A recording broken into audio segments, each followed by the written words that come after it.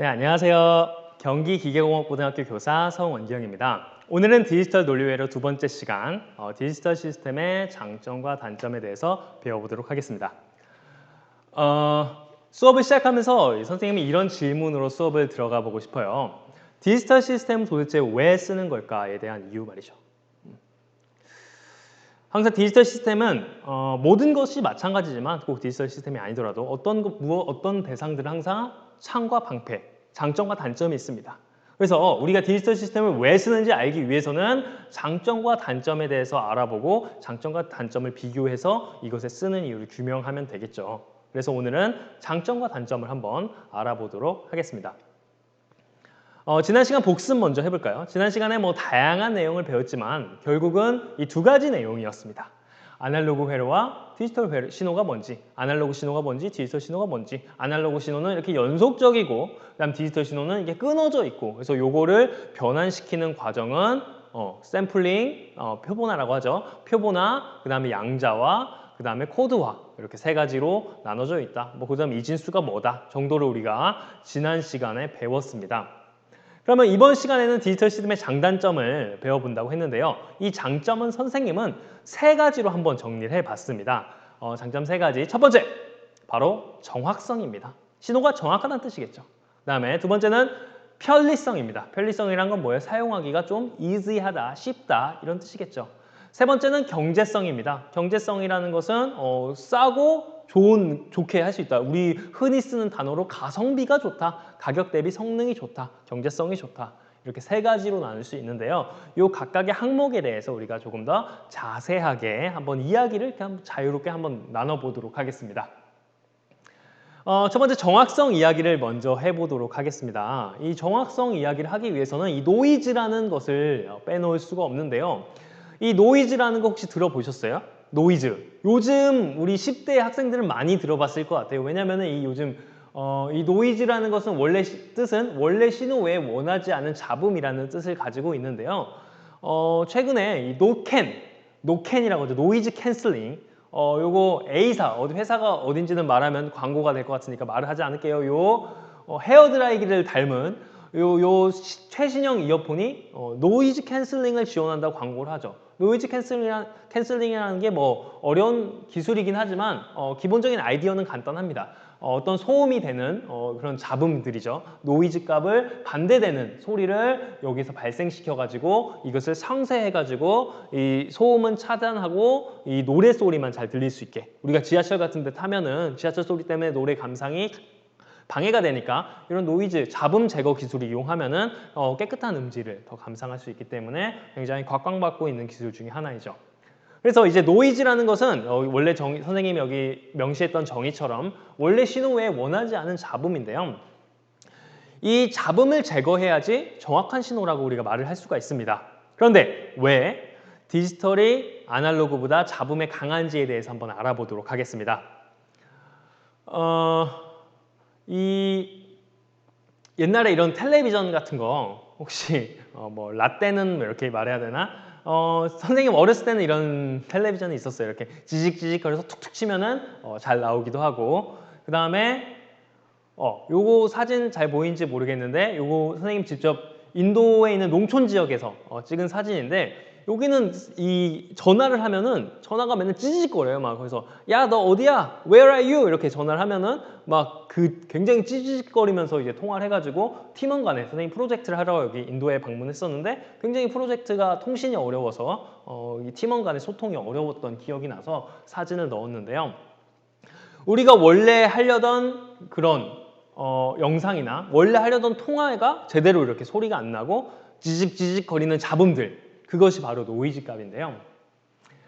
어떤 신호에 노이즈가 생기는 것은 막을 수가 없습니다. 아날로그 신호든 디지털 신호든 1과 0을 가진 디지털 신호든 어떤 신호가 이제 공기 중으로 우리가 전파가 되죠. 공기 중으로 이렇게 통화를 하면 공기 중으로 신호가 이렇게 전달이 될 때 그게 아날로그든 디지털이든 노이즈가 생기는 것은 자연 현상이기 때문에 그거는 어떻게 막을 수가 없습니다. 그런데 문제는 그럼 이 생긴 노이즈를 어떻게 제거할 거냐의 문제에 있어서 디지털 신호는 굉장히 장점을 가진다는 겁니다. 왜냐하면은 원래 이렇게 신호가 들어왔을 때 여기 노이즈가 이렇게 생기게 되겠죠. 노이즈가 생겼을 때 리피터와 리제너레이터가 두 가지가 있죠. 리피터는 이게 신호를 증폭시켜주는 것이고 그 다음에 리제너레이터는 클린업 시그널이라 써있죠. 신호를 깨끗하게 하는 거예요.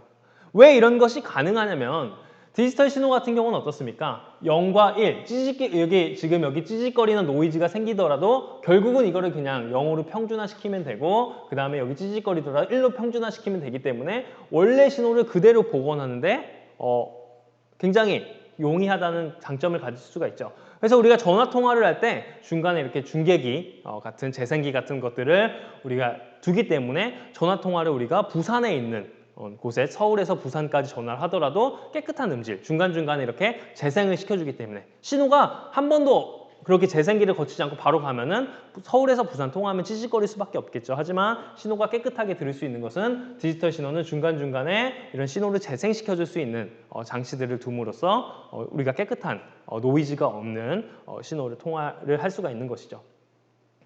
그래서 디지털 신호에 노이즈가 생기는 것은 막을 수가 없습니다. 하지만 디지털 신호의 중계기는 재생기를 통해서 원래의 신호를 복원할 수가 있습니다. 그렇기 때문에 하지만 아날로그 신호는 노이즈 신호가 생겼을 때 아날로그 같은 경우는 굉장히 다양한 값이 있잖아요. 그래서 다양한 값이 노이즈가 생겼을 때 이게 원래 값이 무엇인지 찾기가 어려워요. 그렇겠죠. 여러분들이 상식적으로 생각해봐도 아날로그는 이렇게 연속적으로 다양한 신호들이 있는데 거기서 막 찌직거렸을 때 이게 원래 뭐였지 이렇게 찾아가기가 어려울 거 아니에요. 근데 하지만 디지털 신호 같은 경우는 이렇게 찌직찌직 거리더라도 이게 0 아니면 1이기 때문에 원래 신호를 찾아주기가 굉장히 쉽겠죠. 그렇기 때문에 이 노이즈에 강하다, 잡음에 강하다 그 말은 무슨 말입니까? 디지털 신호는 정확하다, 정확성에서 강점이 있다라고 말을 할 수가 있는 것입니다. 그래서 디지털 신호는 노이즈에 강하다라는 것으로 결론을 내릴 수가 있겠네요. 디지털 신호의 정확성에 대해서 살펴보았습니다. 그럼 두 번째, 한번 편리성에 대해서도 한번 이야기를 나눠볼까요? 이 편리성이라는 것은 두 가지 측면에서 우리가 설명을 할 수가 있습니다. 첫 번째는 시스템 설계 측면과 그 다음 데이터 처리 측면인데요. 시스템 설계 측면에서는 먼저 시스템이 무엇인지 한번 알아보도록 하겠습니다. 이 시스템이라는 것은 어떤 인풋, 입력과 아웃풋, 출력, 그 다음에 그 과정, 프로세스, 인풋과 아웃풋, 무엇을 넣는데 무엇이 아웃풋이 나오냐, 그 중간에 처리 과정을 가지는 것이 시스템입니다. 즉, 인풋과 아웃풋이 있다는 거죠.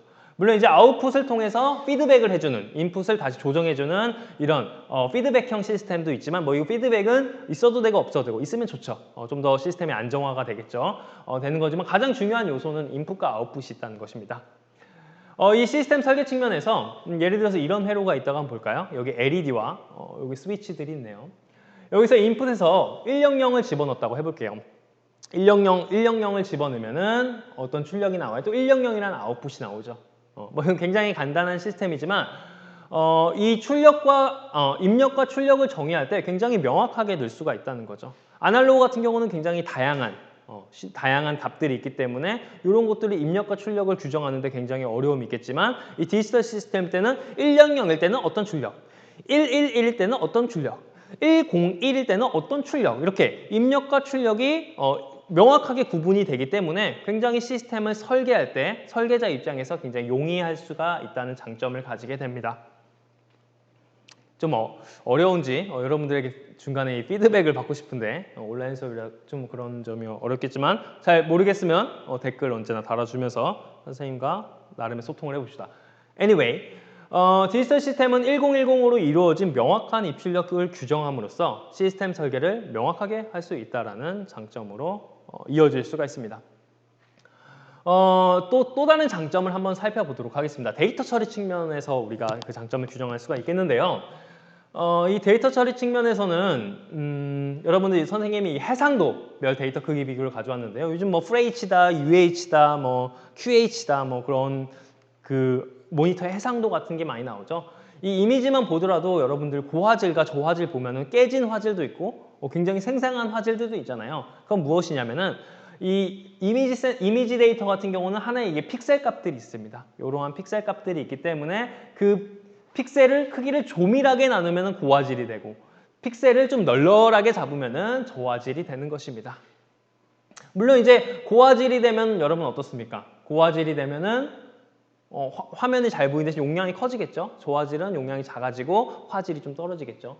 그 다음에 색깔을 집어넣는 건 뭡니까? 픽셀 안에 일반적으로 RGB 값을 쓰는데요. R은 뭡니까? 레드, G는 green, 그 다음에 B는 blue죠. 그래서 각각의 색상 요소, 여기는 레드 레드 얼마치, 그 다음에 그린 얼마치, 블루 얼마치 해가지고 그 한 칸의 그 색깔 값을 정해주는 것이죠.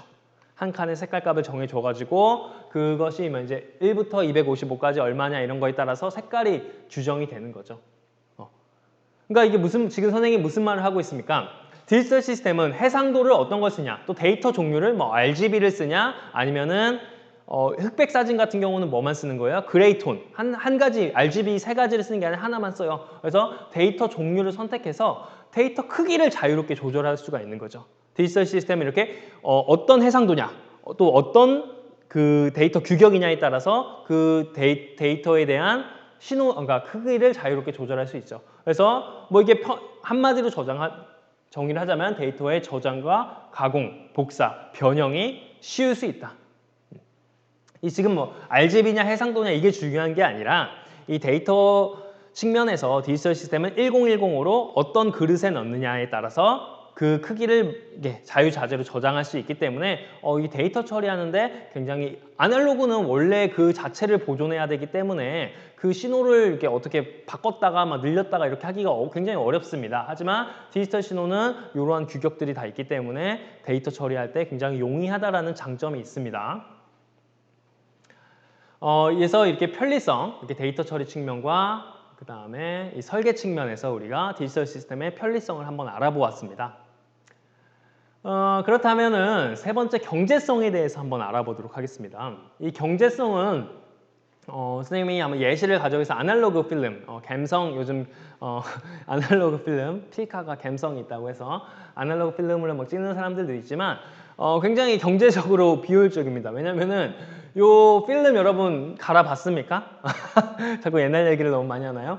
이 필름이 24장인가? 정확히 몇 장인지 모르겠지만 요 필름 카메라 같은 경우는 이게 필름을 뒤에 돌돌돌 말아가지고 카메라를 찰칵 찍으면은 빛이 들어오는 것이 이 필름으로 가가지고 그 순간에 빛이 들어오는 거죠. 그래서 필름에 익힌 것을 다시 떼가지고 요거를 현상액에다가 집어넣어가지고 사진을 출력하는 형식이었습니다. 대표적인 아날로그 시스템이죠.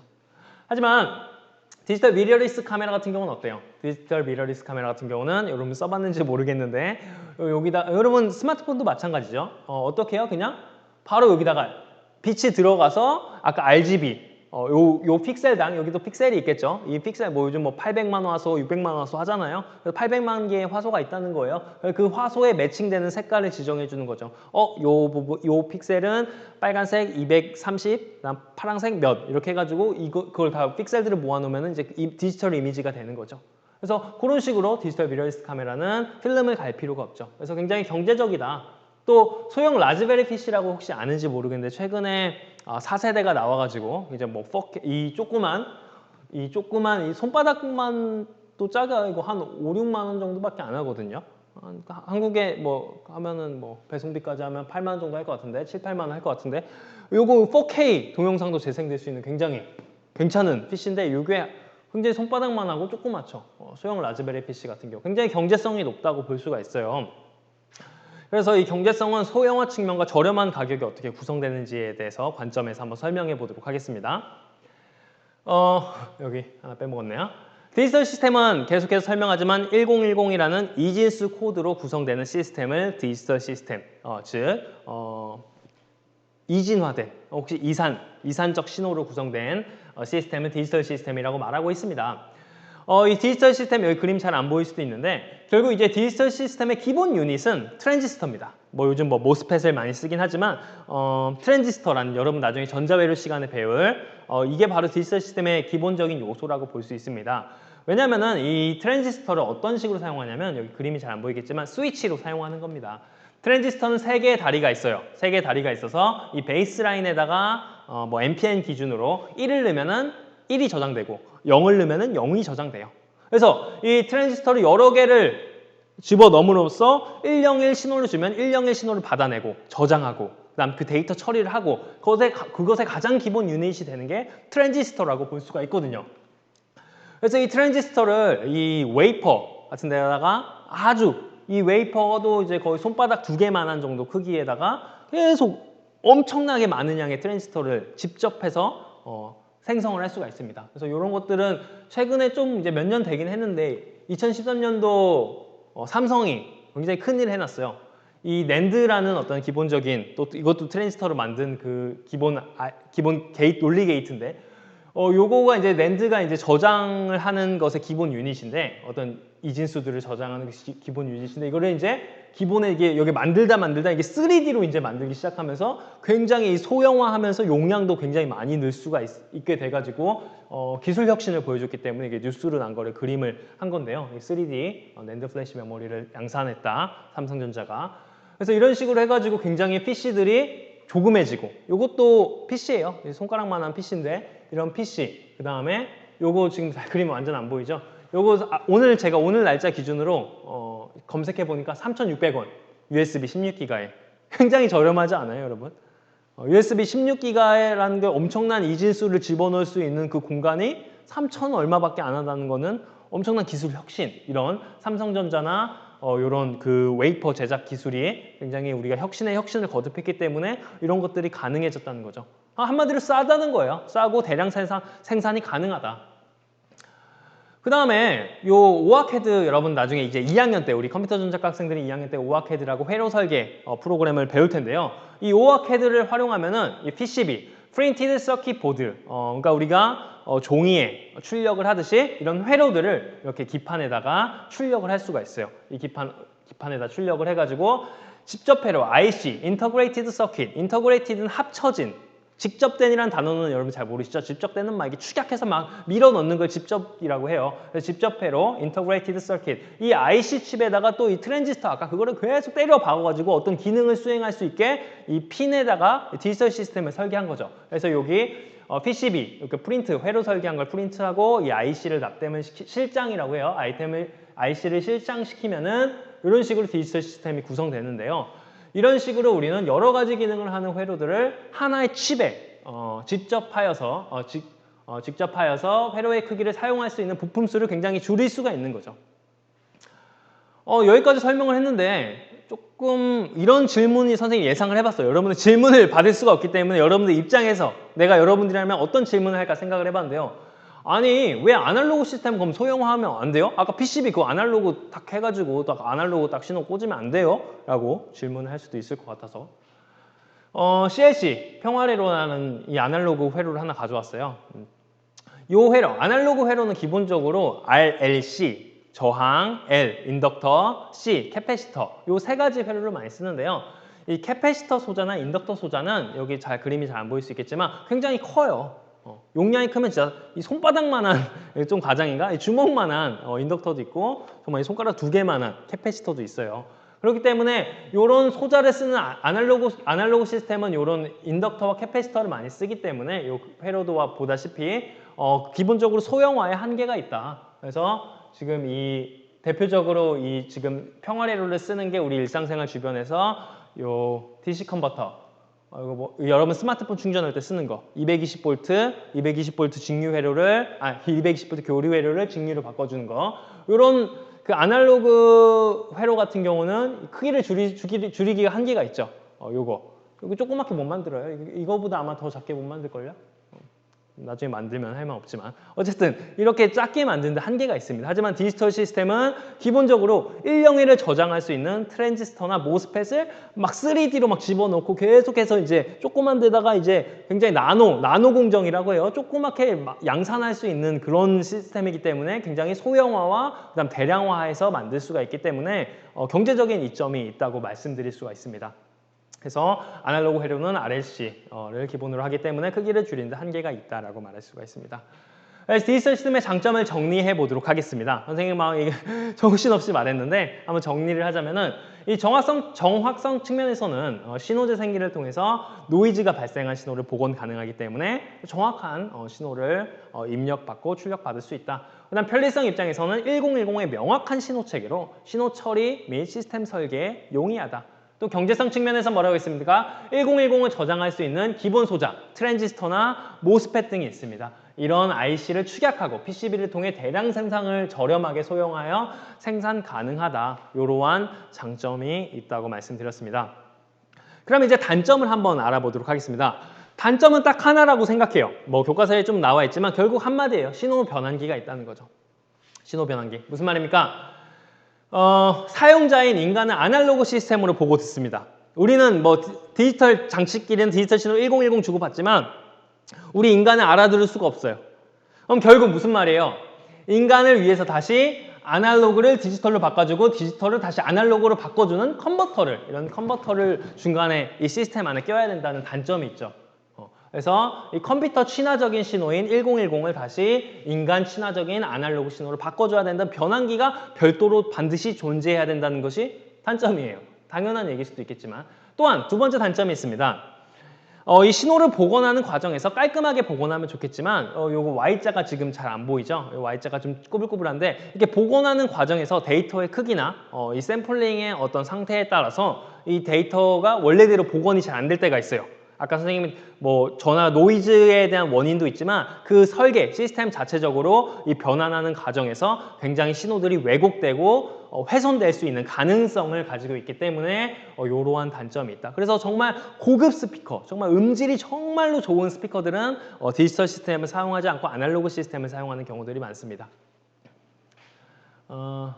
그래서 디지털 시스템의 단점을 정리하자면 별도의 변환기가 필요하고 신호 변환 과정 중에서 원신호에 대한 왜곡 및 훼손의 가능성이 있다는 단점을 가지고 왔습니다.